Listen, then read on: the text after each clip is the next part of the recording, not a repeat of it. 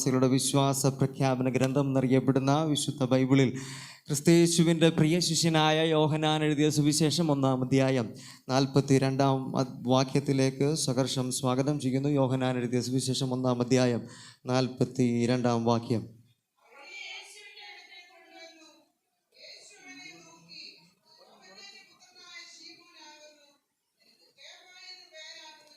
ഒരു നിമിഷം എല്ലാ കണ്ണുകളും ദൈവസന്നിധിയിൽ അടച്ച് പ്രാർത്ഥിച്ചാട്ട്. നല്ലവനായ ദൈവമേ, വിശ്വസ്ത കർത്താവേ, അനുഗ്രഹിക്കപ്പെട്ട നല്ല ഈ വിശുദ്ധ പകലിനായി സ്തോത്രം ചെയ്യുന്നു. കർത്താവിനെ ആത്മാവിലും സത്യത്തിലും ആരാധിപ്പാൻ സർവകൃപാലുവായ കർത്താവ് ഞങ്ങൾക്കൊരുക്കി തന്ന നല്ല ഈ സാവകാശ സമയങ്ങൾക്കൊരിക്കൽ കൂടി ഞങ്ങൾ കർത്താവിന് നന്ദി കരേറ്റുന്നു. കർത്താവിൻ്റെ തിരുരക്തത്തിൽ ചുരിക്കപ്പെട്ട് ഞങ്ങൾക്ക് പുത്രത്വത്തിൻ്റെ അവകാശത്തെ തന്ന് ഈ ജീവൻ്റെ അപ്പത്തിൽ നിന്ന് ഭക്ഷിപ്പാൻ ഞങ്ങൾക്കൊരുക്കി തന്ന പദവികൾക്കായി സ്തോത്രം. ദൈവമേ, ഈ തിരുവചനത്തിൻ്റെ അടിയൻ പ്രസ്താവിക്കുമ്പോൾ ആത്മീയ മനുഷ്യനെ ശക്തീകരിക്കുവാൻ അവരെ നീ അവിടുന്ന് ഇടയാക്കണം എന്ന് പ്രാർത്ഥിക്കുന്നു. ആർത്തിയോടെ ഭക്ഷിപ്പാൻ അവരെ ഇടയാക്കണം. ഈ സഭയ്ക്ക് ഏറെ പ്രയോജനകരമായി തീരുവാൻ സ്വർഗം സഹായിക്കണം എന്ന് പ്രാർത്ഥിക്കുന്നു. പ്രാർത്ഥന കേട്ടിരിക്കുക. സ്തോത്രം യേശുവിൻ നാമത്തിൽ തന്നെ, ആമേൻ. ഒരിക്കൽ കൂടി സന്തോഷമുള്ള ദൈവമക്കൾ കരങ്ങളുയർത്തി ദൈവത്തെ സ്തുതിച്ചാൽ. ഹല്ലേലൂയ. ഞാൻ വേഗത്തിൽ ഒരു സന്ദേശം നിങ്ങൾക്ക് മുമ്പിൽ കൈമാറി ഞാൻ വേഗത്തിൽ തന്നെ ഇരിക്കുവാൻ ആഗ്രഹിക്കുക. നമ്മൾ ഒരുമിച്ചാണ് ഇന്ന് ചിന്തിക്കാൻ പോകുന്നത്. നമ്മൾ ഒരുമിച്ച് ഒരു കാര്യം പഠിക്കാൻ പോവുകയാണ്. അതിനുശേഷം കർത്താവിൻ്റെ തിരുമേശ നമ്മുടെ മധ്യത്തിലുണ്ട്. വളരെ ശക്തമായ തിരുവചന ശുശ്രൂഷ ദൈവദാസൻ നടത്തും. അതിനൊക്കെ നമ്മുടെ മുമ്പിൽ ഇനിയും സമയമുണ്ട്. അതുകൊണ്ട് വേഗത്തിൽ ഞാൻ മുമ്പോട്ട് പോവുകയാണ്. നാം വായിക്കപ്പെട്ട് കേട്ട വാക്യത്തിൻ്റെ പശ്ചാത്തലം എന്ന് പറയുന്നത്, നമ്മുടെ കർത്താവായ യേശു ക്രിസ്തു ഈ ഭൂമിയിൽ 33.5 വർഷക്കാലം ജീവിച്ചിരുന്നു. 3.5 വർഷക്കാലം ശുശ്രൂഷ ചെയ്തു. 3.5 വർഷക്കാലം ശുശ്രൂഷ ചെയ്ത കാലയളവിൽ അദ്ദേഹം 12 ശിഷ്യന്മാരെ തിരഞ്ഞെടുത്തു. അദ്ദേഹത്തോട് കൂടെ നിൽപ്പാൻ, അദ്ദേഹത്തോട് കൂടെ പ്രാർത്ഥിപ്പാൻ, അദ്ദേഹത്തോട് കൂടെ ശുശ്രൂഷിപ്പാൻ, അപ്പം നുറുക്കുവാനൊക്കെ 12 ശിഷ്യന്മാരെ കർത്താവ് തിരഞ്ഞെടുത്തു. അതിൽ ഒരുവനായ പത്രോസിനെ തിരഞ്ഞെടുക്കുന്ന പശ്ചാത്തലമാണ് നാം വായിച്ചു കേട്ടത്. കർത്താവായ യേശു ക്രിസ്തു പത്രോസിനെ കാണുന്ന സമയത്ത് ഒരു കാര്യം പറയുക, നീ യോഹന്നാൻ്റെ മകനായ ശീമോൻ ആകുന്നു, നീ ഇപ്പോൾ കേഫയാണ്, നാളെ നീ പത്രോസാകും എന്ന് പറയുകയാണ്. സ്തോത്രം. ആരും കർത്താവിന് ശീമോൻ്റെ പേര് പറഞ്ഞു കൊടുത്തില്ല. കർത്താവ് ജ്ഞാനത്തിൻ്റെ ആത്മാവിൽ അവനോട് സംസാരിച്ചിട്ട് പറയുക, നീ ശീമോനാണ്, നീ നാളെ പത്രോസായി മാറും. ശീമോൻ എന്ന പദത്തിൻ്റെ അർത്ഥം വേഗത്തിൽ ഉടഞ്ഞു പോകുന്നവൻ, വേഗത്തിൽ തകർന്നു പോകുന്നവൻ എന്ന. എന്നാൽ പത്രോസ് എന്ന വാക്കിൻ്റെ അർത്ഥം ഉറപ്പുള്ള ഒരു പാറയാണ് എന്നത്രേ. ആമേൻ. അപ്പോൾ കർത്താവ് കൈമാറിയ സന്ദേശം, കർത്താവ് കൈമാറിയ ഒരു പ്രവചന ശബ്ദം വേറൊന്നുമല്ല, ശീമോനെ, നീ ഇന്ന് വേഗത്തിൽ ഉടഞ്ഞു പോകുന്ന ഒരു വ്യക്തിയാണ്, നീ വേഗത്തിൽ തകർന്നു പോകുന്ന ഒരു വ്യക്തിയാണ്. എന്നാൽ നിന്നെ തകരാത്ത, നിന്നെ വേഗത്തിൽ ഉടഞ്ഞു പോകാൻ കഴിയാത്ത ഉറപ്പുള്ള ഒരു പാറയാക്കി തീർക്കാൻ ആർക്ക് മനസ്സുണ്ട്? എനിക്ക് മനസ്സുണ്ടെന്ന് ആര് പറയുക? നമ്മുടെ കർത്താവ് പറയുക. അപ്പം നമ്മൾ പഠിച്ചു, കാര്യങ്ങളെല്ലാം നമ്മൾ പഠിച്ചു. കർത്താവായ യേശു ക്രിസ്തു ശിഷ്യന്മാരെ തിരഞ്ഞെടുക്കുന്ന 12 ശിഷ്യന്മാരിൽ ഒരുവനായ പത്രോസിനെ തിരഞ്ഞെടുക്കുന്ന ഒരു പശ്ചാത്തലമാണ് നാം വായിച്ചു കേട്ടത്. ആദ്യമായി പത്രോസിനെ കർത്താവ് കണ്ട സമയത്ത് ഒരു പ്രവചനാത്മാവിൽ കർത്താവ് ശിഷ്യനായ പത്രോസിനോട് സംസാരിക്കുന്നു, നീ ഇപ്പോൾ ശീമോനാണ്. ശീമോൻ എന്ന വാക്കിനർത്ഥം വേഗത്തിൽ ഉടഞ്ഞു പോകുന്നവൻ എന്നാണ്. എന്നാൽ വേഗത്തിൽ ഉടഞ്ഞു പോകാത്ത ഉറപ്പുള്ള ഒരു വ്യക്തിയാക്കി തീർക്കാൻ എനിക്ക് മനസ്സുണ്ടെന്നുള്ളൊരു ദൂത് കൈമാറിയതിനു ശേഷം പത്രോസും കർത്താവായ യേശു ക്രിസ്തുവിൻ്റെ ശിഷ്യന്മാരും ഈ 3.5 വർഷക്കാലത്തെ ശുശ്രൂഷ മുമ്പോട്ട് പോവുകയാണ്. സ്വത്രം. ഓരോ സന്ദർഭങ്ങൾ വളരെ വേഗത്തിൽ ഞാൻ എണ്ണമിട്ട് നിങ്ങളുടെ മുമ്പിൽ നിരത്തുവാൻ ആഗ്രഹിക്കുകയാണ്. ചില സാഹചര്യങ്ങൾ. ഇപ്പം പത്രോസ് ആദ്യം കേട്ട ദൂതെന്തുവാ? വേഗത്തിൽ ഉടഞ്ഞു പോകുന്ന ശീമോൻ, നീ ഉറപ്പുള്ള ഒരു പാറയായി തീരും. എന്നാൽ ഓരോ സന്ദർഭങ്ങൾ കഴിയും തോറും, ഓരോ സാഹചര്യങ്ങൾ കഴിയും തോറും പത്രോസിനോട് തന്നെ പറയുക, എനിക്ക് ഉറപ്പുള്ള ഒരു പാറയായി തീരാൻ കഴിയുമെന്ന് തോന്നുന്നില്ല കർത്താവേ, ഞാൻ വേഗത്തിൽ ഉടഞ്ഞു പോകുന്നവനാ, ഞാൻ വേഗത്തിൽ തകർന്നു പോകുന്നവനാ. കടലിലൂടെ കർത്താവ് നടക്കുന്നത് കണ്ട പത്രോസ് പറയുക, കർത്താവെ അങ്ങ് നടന്നെങ്കിൽ എനിക്ക് കടലിലൂടെ നടക്കുവാൻ ആഗ്രഹമുണ്ട്. കർത്താവ് പറഞ്ഞു, നീ ധൈര്യമായിട്ട് നടന്നോ, ഒരു കുഴപ്പവുമില്ല. പത്രോസ് വളരെ സന്തോഷത്തോടെ പടകിൽ നിന്ന് ചാടി കടലിലേക്ക് ചാടി പതുക്കെ പതുക്കെ നടക്കുകയാ. കാറ്റ് കാണുന്നു, കടലിൻ്റെ ഓളങ്ങൾ കാണുന്നു, പത്രോസിൻ്റെ ദൃഷ്ടി മാറുന്നു, പത്രോസ് താണുപോവുകയാ. കർത്താവ് അപ്പ പറഞ്ഞു, നിനക്ക് അല്പവിശ്വാസമാ, നീ വേഗത്തിൽ ചില കാര്യങ്ങൾ വിശ്വസിക്കുന്നു, നീ വേഗത്തിൽ ചില വിശ്വാസങ്ങൾ ഇല്ലാതാക്കുന്നു. ആമേൻ. ആദ്യത്തെ ദൂത് നമ്മൾ മറക്കരുത്. വേഗത്തിൽ തകർന്നു പോകുന്ന പത്രോസേ, ശിമോനെ നിന്നെ ഉറപ്പുള്ള പാറയാക്കാൻ എനിക്ക് മനസ്സുണ്ട് എന്ന് പറഞ്ഞ പത്രോസിന്റെ ജീവിത സാഹചര്യം, ആദ്യം പത്രോസ് പോകുന്നത് കർത്താവായ യേശു ക്രിസ്തു സഞ്ചരിച്ച പാതയിൽ യേശുവിനെ പോലെ നടക്കുവാൻ അവൻ ശ്രമിക്കുന്നു. എന്നാൽ അല്പവിശ്വാസ നിമിത്തം പത്രോസ് എന്തായി തീരുകയാ? കടലിലേക്ക് താണുപോവുകയാ. കർത്താവിലേക്കുള്ള ദൃഷ്ടി പത്രോസ് മറന്നു പോവുകയാ. ആമേൻ. വീണ്ടും കാര്യങ്ങൾ മുമ്പോട്ട് പോവുകയാ. പർവ്വതത്തിൽ നിന്ന് തേജസ് വാരിയെടുത്ത് തേജസ് കണ്ട പത്രോസ് പറയുക, കർത്താവേ എനിക്ക് ഈ സ്ഥലം ഇഷ്ടപ്പെടുകയാ, എനിക്ക് ഇവിടെ നിന്ന് എങ്ങോട്ടും പോകാൻ തോന്നുന്നില്ല, ഞാൻ കുറച്ച് കൂടാരമൊക്കെ ഇവിടെ പണിയാനുള്ള പദ്ധതിയിലാണ്. സാഹചര്യങ്ങളെല്ലാം നിങ്ങൾക്കറിയാം, അതാ ഞാൻ കേട്ടോ ഞാൻ വേഗത്തിൽ പറഞ്ഞു പോകുന്നത്. പത്രോസിനെ വിളിച്ചത് കൂടാരം കെട്ടാനാണോ? ആണോ? നിങ്ങൾ ഒരുമിച്ച് എൻ്റെ കൂടെ വരണം കേട്ടോ. നമ്മളൊരു കാര്യം ചിന്തിച്ച് വേഗത്തിൽ നമ്മൾ ഇരുന്ന് വേഗത്തിൽ അവസാനിപ്പിക്കാൻ പോവുകയാണ്.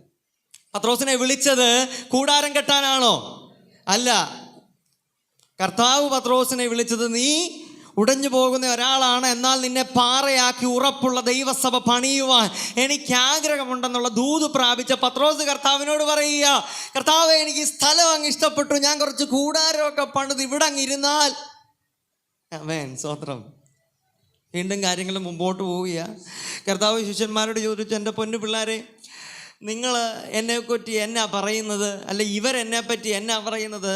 അവർ പറഞ്ഞു, ഏലിയാവെന്ന് പറയുന്നുണ്ട്, ഏലീശ എന്ന് പറയുന്നുണ്ട്, പ്രവാചകന്മാരെന്ന് പറയുന്നുണ്ട്. എന്നാ പത്രോസ് പറഞ്ഞു, നീ ജീവനുള്ള ദൈവത്തിൻ്റെ പുത്രനായ ക്രിസ്തുവാകുന്നു. അപ്പോൾ കർത്താവ് പത്രോസിനോട് പറഞ്ഞു, ഇതാരും നിനക്ക് വെളിപ്പെടുത്തി തന്നതല്ല, ഇതെൻ്റെ കർത്താവ് വെളിപ്പെടുത്തി തന്നതാ, എൻ്റെ പിതാവ് വെളിപ്പെടുത്തി തന്നതാ. പത്രോസിന് ഭയങ്കര സന്തോഷമായി. ആമേൻ, ഭയങ്കര സന്തോഷമായി. പത്രോസ് വേഗം നമ്മുടെ ഭാഷയിൽ പറഞ്ഞ കോളറൊക്കെ ഒന്ന് മേലോട്ടിട്ട് ഈ 11 ശിഷ്യന്മാരുടെ മുമ്പിൽ അങ്ങോട്ട് വന്ന് നിന്നിട്ട് പറഞ്ഞു, നിങ്ങൾക്ക് ആർക്കും ഇല്ലാത്തൊരു വെളിപ്പാട് എനിക്കുണ്ട്. കണ്ടോ, കർത്താവ് വരെ സാക്ഷ്യം പറഞ്ഞു, നിങ്ങൾക്ക് ആർക്കും ഇല്ലാത്ത വെളിപ്പാടൊക്കെ ആയിട്ട് ഞാൻ നിൽക്കുകയാണ്. ഈ വെളിപ്പാട് കിട്ടിയ പത്രോസിനോട് കർത്താവ് ആ നിമിഷത്തിൽ വീണ്ടും പറയുക, ഞാൻ ഈ ഭൂമിയിലേക്ക് വന്നത് മാനവരാശിയുടെ രക്ഷയ്ക്കാണ്, ഞാൻ ഈ ഭൂമിയിലേക്ക് വന്നത് അവസാനത്തുള്ള രക്തം വരെ നൽകാനാണ്, ഞാൻ മരിക്കാൻ സമയമായിരിക്കുന്നു എന്ന് പറഞ്ഞപ്പോൾ പത്രോസിനത് സഹിക്കാൻ പറ്റിയില്ല. പത്രോസിനാകെ വിഷമമായി. പത്രോസ് പറഞ്ഞു, കർത്താവേ നിനക്കത് സംഭവിക്കരുത്. വെളിപ്പാട് പ്രാപിച്ചവൻ നിമിഷങ്ങൾക്കുള്ളിൽ എന്ത് പറയുക, നമ്മുടെ ഭാഷയിൽ പറഞ്ഞാൽ വെളിവുകേട് പറയുക. അപ്പോൾ കർത്താവ് കുഞ്ഞേന്ന് വിളിച്ചില്ല, മകനേന്ന് വിളിച്ചില്ല, പിശാച് എന്ന് പത്രോസിനോട് പറയുക. മാറിക്കോളാൻ പറഞ്ഞു. കാര്യം വേറൊന്നുമല്ല, ഇപ്പോൾ നമ്മുടെ ദൈവസഭയ്ക്ക് ഒരു അൾട്ടിമേറ്റ് എയിമുണ്ട്, അല്ലെങ്കിൽ എനിക്കൊരു അൾട്ടിമേറ്റ് എയിമുണ്ട്, എനിക്ക് കുറേ കൂട്ടുകാരുണ്ട്. ആ അൾട്ടിമേറ്റ് എയിമിന് വിരോധം നിൽക്കുന്ന, എതിര് നിൽക്കുന്ന കുറേ പേരുടെ വാക്കുകൾ നമ്മൾ കേൾക്കുമോ? ഇല്ല. നമ്മൾ പൊതുവെ അവരിൽ നിന്ന് അകലാനേ ശ്രമിക്കത്തുള്ളൂ. അത് തന്നെയാണ് അവിടെ നടന്നത്. കർത്താവായ യേശു ക്രിസ്തുവിൻ്റെ ഈ ഭൂലോകത്തിൽ വന്നതിൻ്റെ ഏറ്റവും വലിയ ഉദ്ദേശത്തിന് എതിര് നിൽക്കുന്ന ഒരു ശിഷ്യൻ. സ്തോത്രം. ഓരോ സാഹചര്യങ്ങൾ ഇങ്ങനെ ഓർത്തു നോക്കിക്കേ. നമ്മൾ മറന്നു പോകരുത്. നമ്മൾ വായിച്ചു കേട്ട കുറിവാക്യം, കർത്താവ് പത്രോസിനോട് പറയുക, നീ ശീമോനാണ്, ഉറപ്പുള്ള പാറയാക്കി തീർക്കാൻ എനിക്ക് മനസ്സുണ്ട്. എന്നാൽ ഓരോ ജീവിത സാഹചര്യങ്ങളിലൂടെ, അദ്ദേഹം വളർന്നു വന്ന സാഹചര്യമാകാം, ഒരുപക്ഷെ അദ്ദേഹം ജീവിച്ചു പോന്ന സാഹചര്യമാകാം, കർത്താവിനോടുള്ള സ്നേഹം കൊണ്ടാകാം, ചിന്തയില്ലായ്മ കൊണ്ടാകാം, എന്തുമായിക്കൊള്ളട്ടെ, ഓരോ സന്ദർഭങ്ങളിലൂടെ പത്രോസിൻ്റെ ജീവിതത്തോട് നോക്കി തന്നെ പറയുക, എനിക്ക് തോന്നുന്നില്ല ഉറപ്പുള്ള ഒരു പാറയായി തീരാൻ കഴിയുമെന്ന്. ഞാൻ വേഗത്തിൽ ഉടഞ്ഞു പോകുന്നവനാണ്, ഞാൻ വേഗത്തിൽ തകർന്നു പോകുന്നവനാണ്, എനിക്ക് ഉറപ്പുള്ള പാറയായി തീരാൻ കഴിയുന്നില്ലെന്ന് തൻ്റെ ജീവിത സാഹചര്യവും സന്ദർഭവും പത്രോസിനെ നോക്കി തന്നെ വിളിച്ചു പറയുക. സ്തോത്രം. വീണ്ടും സാഹചര്യങ്ങൾ മുമ്പോട്ട് പോവുക. യേശു കർത്താവിൻ്റെ ക്രൂശീകരണ സമയം അടുക്കുന്നതിന് മുമ്പ് ഗെത്സമനിയുടെ പൂങ്കാവനത്തിൽ വെച്ച് മുഴുലോകത്തിൻ്റെയും പാപം തൻ്റെ ശിരസിന്മേൽ വഹിച്ച് ചിന്തകന്മാർ ഇപ്രകാരമാണ് പറയുന്നത്, വയർപ്പ് തുള്ളികൾ രക്തത്തുള്ളികളാകുന്ന സന്ദർഭത്തിൽ ശിഷ്യഗണങ്ങളോട് കർത്താവ് ഉപവസിച്ച് പ്രാർത്ഥിക്കാൻ പറഞ്ഞില്ല, പരസ്യ ശുശ്രൂഷ നടത്താൻ പറഞ്ഞില്ല, ഒരു നേരം എന്നോട് കൂടെ ഇരുന്ന് പ്രാർത്ഥിപ്പാൻ കർത്താവ് ആവശ്യപ്പെടുകയാണ്. തോളോട് തോൾ ചേർന്ന് എന്നോട് കൂടെ ഇരുന്ന് പ്രാർത്ഥിപ്പാൻ അതൊരവകാശമല്ലേ? 3.5 വർഷക്കാലം കൂടെ കൊണ്ട് നടന്ന്, അപ്പം നുറുക്കുവാൻ കൂടെ കൊണ്ട് നടന്ന്, ശുശ്രൂഷയ്ക്ക് കൂടെ കൊണ്ട് നടന്ന്, എല്ലാ കാര്യങ്ങൾക്കും തൻ്റെ കൂടെ കൊണ്ട് നടന്ന്, തൻ്റെ ജീവിതത്തിൻ്റെ ഏറ്റവും വലിയ ഒരു പ്രയാസഘട്ടത്തിൽ തോളോട് തോൾ ചേർന്ന് പ്രാർത്ഥിക്കാൻ താൻ സമ്പാദിച്ച ശിഷ്യന്മാരില്ല. യേശു കർത്താവ് പ്രാർത്ഥിച്ച് തിരിച്ചു വരുമ്പോൾ പത്രോസ് ഉൾപ്പെടെ 11 പേരും കിടന്ന് ഉറങ്ങുന്ന കാഴ്ചയാണ് നാം അവിടെ കാണുന്നത്. കർത്താവ് ഭയങ്കര വിഷമിച്ചു. 24 മണിക്കൂറുള്ള ഒരു ദിവസം കർത്താവ് പറയുന്ന 10 മിനിറ്റ് പ്രാർത്ഥിപ്പാൻ ആർക്ക് കഴിഞ്ഞില്ല? ശിഷ്യന്മാർക്ക് കഴിഞ്ഞില്ല. ആമേൻ. യേശു കർത്താവിനെ പിടിപ്പാൻ വേണ്ടി ഭടന്മാർ വന്നപ്പോൾ പത്രോസിന് ഇത് സഹിച്ചില്ല. ചങ്ങലകളുടെ ശബ്ദം കേട്ടപ്പോൾ പത്രോസായി മാറി. ആമേൻ. പത്രോസ് പെട്ടെന്ന് തൻ്റെ കയ്യിലിരുന്ന ഒരു വാളെടുത്ത് ചെവി അങ്ങ് അറുത്തു കളഞ്ഞു. ഈ 3.5 വർഷക്കാലം ഒരു പക്ഷേ ഞാൻ അങ്ങ് ചിന്തിക്കുക കേട്ടോ, പത്രോസിൻ്റെ കൂടെ ഈ വാള് കാണാതിരിക്കാം. കർത്താവ് പഠിപ്പിച്ച ബേസിക് ആയിട്ടുള്ള കാര്യം, ഒരു ചെകിട തടിക്കുന്നവന് മറുകരണം കാണിച്ചു കൊടുക്കണമെന്ന് ഗിരിപ്രഭാഷണത്തിലൂടെ ഈ ലോകം മുഴുവൻ പ്രഘോഷിപ്പിച്ച സ്നേഹതുല്യനായ യേശു കർത്താവിൻ്റെ ബേസിക് ആയിട്ടുള്ള ഉപദേശം പോലും കേൾക്കാത്ത ഒരു ശിഷ്യൻ. കർത്താവ് ഒന്നും പറഞ്ഞില്ല. മുറിക്കപ്പെട്ട ചെവിയെടുത്ത് ഭടന് വെച്ചു കൊടുത്ത് അവനെ രോഗസൗഖ്യത്തിലൂടെ കടന്നുപോയി. പത്രോസിനോട് സ്നേഹം കൊണ്ടായിരിക്കാം, യേശുവിനോടുള്ള സ്നേഹം കൊണ്ടായിരിക്കാം പത്രോസ് അത് ചെയ്തത്. ആമേൻ. നിങ്ങൾ ഓരോ സാഹചര്യങ്ങൾ നോക്കിക്കേ. നമ്മൾ ആദ്യം കേട്ട സാഹചര്യം ഏതാ? യേശുവിൽ ദൃഷ്ടിയില്ലാതെ അല്പവിശ്വാസത്തിൽ തകർന്നു പോകുന്ന ഒരു പത്രോസ്, ലക്ഷ്യം മറന്നു പോകുന്ന ഒരു പത്രോസ്. ആമേൻ. ഹല്ലേലൂയ. കർത്താവിൻ്റെ ഏറ്റവും വലിയ ലക്ഷ്യത്തിന് എതിര് നിൽക്കുന്ന ഒരു പത്രോസ്, കർത്താവിൻ്റെ ബേസിക് ഉപദേശങ്ങൾക്കെതിരെ നിൽക്കുന്നൊരു പത്രോസ്. ആമേൻ. പിന്നീട് നമ്മൾ പത്രോസിനെ അവിടെ എവിടെയും കാണുന്നില്ല. കർത്താവിൻ്റെ മരണ ശുശ്രൂഷ അടുക്കുന്ന സമയമായപ്പോൾ അവനെ ക്രൂശിക്ക എന്ന് ആ ദേശത്ത് മുഴുവൻ മറ്റുള്ളവർ യേശുവിനെ ക്രൂശിക്ക എന്ന് ശബ്ദം മുഴങ്ങുമ്പോഴും ഏതോ ഒരു കോണിലിരുന്ന് പത്രോസ് പറയുക, ഞാൻ അവനെ അറിയുന്നില്ല, ഞാൻ അവരുടെ കൂടെയുള്ളവനല്ല, എനിക്കവനെ അറിയത്തുപോലുമില്ല. 3 വട്ടം കോഴി കൂവുന്നു. പത്രോസ് തിരിച്ചറിയുന്നു, ഇപ്പോൾ ഞാൻ എൻ്റെ അപ്പനെ തള്ളിപ്പറയുകയാണ് ചെയ്തത്. സഹോദരം, വിശ്വാസത്തിന് വേണ്ടി നിൽക്കുന്നത് പോട്ട്, പ്രാർത്ഥിക്കുന്നത് പോട്ട്, ഉപദേശം ബേസിക് ഉപദേശം കൈക്കൊള്ളുന്നത് പോട്ട്, സ്വന്തം കർത്താവിനെ ഭൂലോകത്തിൻ്റെ മുമ്പിൽ വെച്ച് ഞാൻ അവനെ അറിയുന്നില്ലെന്നത് തള്ളിപ്പറഞ്ഞ ഒരു പത്രോസ്. ഞാൻ നിങ്ങളോട് ചോദിക്കുക, ഈ പത്രോസിനെ നിങ്ങളാണെങ്കിൽ കൂടെ നിർത്തുമോ? മനുഷ്യബുദ്ധിയിൽ നിങ്ങൾ ചിന്തിക്കുക, ദൈവസ്നേഹത്തിലല്ല മനുഷ്യബുദ്ധിയിൽ നിങ്ങൾ ചിന്തിക്കുക. കൂടെ നിർത്തുമോ? ഹല്ലേലൂയ. ഇനി ഈ സ്ഥലത്തൊന്നും പത്രോസിനെ കാണുന്നില്ല. കർത്താവ് മരിച്ചടക്കപ്പെട്ടു. പത്രോസ് നേരെ ശിഷ്യന്മാരോട് പറയുന്നൊരു കാര്യമാണ്, ദേ കർത്താവ് മരിച്ചു, കർത്താവ് അടക്കപ്പെട്ടു, കർത്താവ് ഇവിടെ ഇല്ല, യേശു ഇവിടെ ഇല്ല, എനിക്ക് മീൻ പിടിക്കാൻ അറിയാം, വലയെറിയാനും അറിയാം, ഞാൻ ഇന്ന് പോകും, നിങ്ങൾ പോകുന്നെങ്കിൽ എൻ്റെ കൂടെ വന്നോളാൻ പറഞ്ഞു. സ്വത്രം. ഒന്ന് ആലോചിച്ച് നോക്കിയേ, പത്രോസിന് തന്നെ പോയാൽ പോരെ? പോരാ. പത്രോസ് എന്ത് ചെയ്യുക? വീണ്ടും ശിഷ്യന്മാരെ വിളിച്ചോണ്ട് പത്രോസിന്റെ പഴയ ജോലിയിലേക്ക് അങ്ങ് പോവുക. ശീമോനെ പത്രോസ് ആക്കുന്നു എന്ന് പറഞ്ഞ ദൂത് മറന്നു, അപ്പം കർത്താവ് മുറിച്ചത് മറന്നു, ശുശ്രൂഷ മറന്നു, സകലതും മറന്നിട്ട് പത്രോസ് വീണ്ടും മീൻ പിടിക്കാൻ വേണ്ടി, വല പിടിക്കാൻ വേണ്ടി പോവുകയാണ്. സ്തോത്രം. യോഹന്നാൻ സുവിശേഷം 21-ാം അധ്യായത്തിലേക്ക്, ഗന്നസരത്ത് കടൽക്കരയിലേക്ക് നമ്മുടെ കർത്താവ് വരികയാണ്. സ്തോത്രം.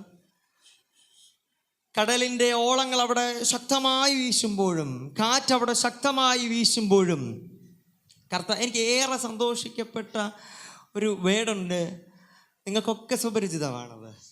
കർത്താവ് പറഞ്ഞൊരു കാര്യമുണ്ട്, കുഞ്ഞുങ്ങളെ കൂട്ടുവാൻ വല്ലതുമുണ്ടോ? ഈ സുവിശേഷത്തിൻ്റെ ഗ്രന്ഥകർത്താവായ യോഹന്നാൻ ഈ ശബ്ദം കേട്ട ഉടനെ പറയുന്നൊരു കാര്യമുണ്ട്, അത് വേറെ ആരുമല്ല, അതെൻ്റെ യേശുവാ. ആമേൻ.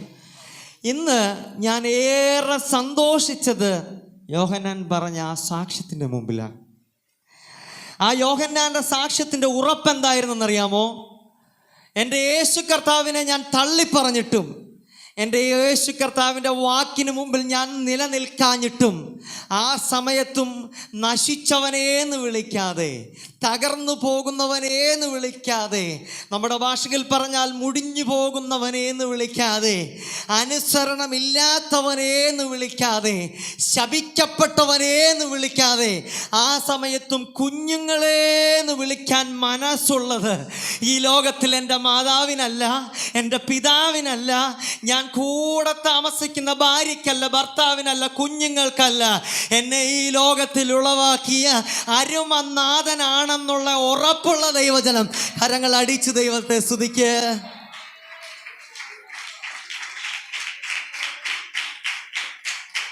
യേശുവിൻ്റെ സ്നേഹത്തിൽ ദൈവസഭ നിറയട്ടെ. ഈ സ്നേഹം പുറമറ്റത്തല്ല, കേരളത്തിലല്ല, ഇന്ത്യയിലല്ല, ലോക രാജ്യങ്ങളിൽ വിളിച്ചു പറയുവാനാ കർത്താവ് നമ്മെ വിളിച്ചത്. എത്ര പേർക്കുറപ്പുണ്ട്, യേശു ക്രിസ്തുവിൻ്റെ സ്നേഹത്തിൽ നിന്ന് ഞാൻ അകലുമ്പോഴും, യേശുവിൻ്റെ വാക്കു കേൾക്കാതെ ഞാൻ തകർന്നു പോകുമ്പോഴും, എന്നിലേക്ക് അകന്നു പോകാതെ അടുത്തു വരുന്ന ഒരു യേശുവിൻ്റെ സ്നേഹമുള്ളത് കൊണ്ട് ഈ വിശുദ്ധ പകൽക്കാലം ഇതിൻ്റെ മധ്യത്തിൽ ഞാൻ ഇരുന്ന് പ്രസംഗിക്കുന്നു, നിങ്ങൾ ദൈവവചനം കേൾക്കുന്നു. അതുകൊണ്ടാ പൗലോസ് പറഞ്ഞത്, ഈ യേശുവിന്റെ സ്നേഹത്തിൽ നിന്ന് എന്നെ വേർപിരിപ്പാൻ സമ്പത്തിട്ട് മൂടിയാലും, ദാരിദ്ര്യത്തിന്റെ പടുകുഴിയിൽ ഞാൻ വീണാലും ഞാൻ വിളിച്ചു പറയുന്നു, യേശുവിന്റെ സ്നേഹത്തിൽ നിന്ന് വേർപിരിപ്പാൻ. ഹല്ലേലൂയ. ഡ്രഗ്സിനെ നോക്കി, മദ്യത്തെ നോക്കി നമ്മുടെ കുഞ്ഞു പിള്ളേര് യേശുവിൻ്റെ സ്നേഹത്തിന് വേണ്ടി നിലനിൽക്കുന്നത് എന്നാന്നറിയാമോ? ഈ സ്നേഹത്തിൻ്റെ ആഴം അത്ര വലുതാ. ഹല്ലേലൂയ. അതുകൊണ്ടാ പ്രിയ ദൈവദാസൻ തുടക്കത്തിൽ പറഞ്ഞത്, ഇസ്രായേലിയർക്ക് ലഭിക്കേണ്ട ഒരു കൂട്ടം നന്മകളെ ഞാൻ പോലും അറിയാതെ കാൽവറിയുടെ കുലമരത്തിൽ എൻ്റെ കർത്താവ് എനിക്ക് വേണ്ടി ചൊരിഞ്ഞിട്ട്, ശാപത്തിൽ കിടന്ന എന്നെ കർത്താവ് വിലയ്ക്ക് വാങ്ങി മാറോട് ചേർത്തിട്ട് പറഞ്ഞു, നീ എൻ്റെ പുത്രനാണ്, നീ എൻ്റെ പുത്രിയാണ്, നീ ധൈര്യമായിട്ട് എന്നെ അപ്പാന്ന് വിളിച്ചോളാൻ.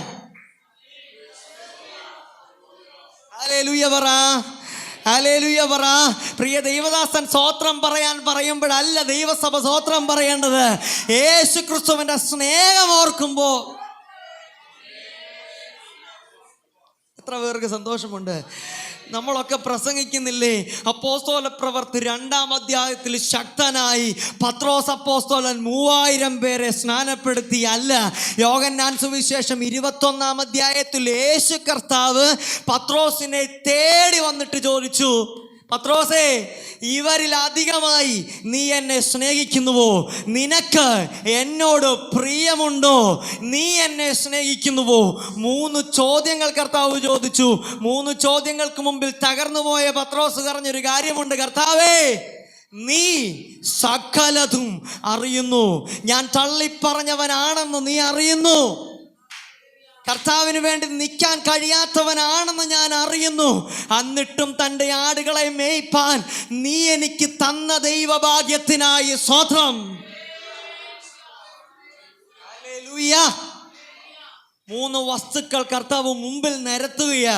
3 വർഷത്തേക്ക് പത്രോസിന്റെ ചിന്തയെ കർത്താവ് നേരെ പുറകിലോട്ട് കൊണ്ടുപോയിട്ട് പത്രോസ് സമ്മതിക്കുകയാ, യേശുപ്പാ, നീ സകലതും അറിയുന്നു. പത്രോസ് യോഹന്നാൻ സുവിശേഷം 21-ാം അധ്യായത്തിൽ കർത്താവ് പത്രോസിനെ തേടി വന്നില്ലെങ്കിൽ അപ്പോസ്തല പ്രവൃത്തി 2-ൽ ശക്തനായ ഒരു പത്രോസ് ഇല്ല. കർത്താവിന് അറിയാമായിരുന്നു ഇവനെ ഉറപ്പുള്ള ഒരു പാറയാക്കി എനിക്ക് തീർക്കണമെന്ന്. ജീവിത സാഹചര്യങ്ങൾ കൊണ്ട്, നമ്മൾ ജീവിച്ചു പോകുന്ന സാഹചര്യങ്ങൾ കൊണ്ട് ഒരു പക്ഷേ നമ്മൾ പറഞ്ഞേക്കാം, കർത്താവെ, ഉറപ്പുള്ളൊരു വ്യക്തിയായി തീരാൻ എനിക്ക് കഴിയുമെന്ന് തോന്നുന്നില്ല. പക്ഷേ കർത്താവ് പറഞ്ഞു, നിന്നെ ഉറപ്പുള്ള ഒരുവനാക്കി തീർക്കാൻ എൻ്റെ സ്നേഹം നിൻ്റെ കൂടെയുണ്ട്. ഹല്ലേലൂയ. ഈ സാക്ഷ്യത്തോടെ ജീവിപ്പാൻ ദൈവസഭയെ ദൈവം ധാരാളം അനുഗ്രഹിക്കട്ടെ.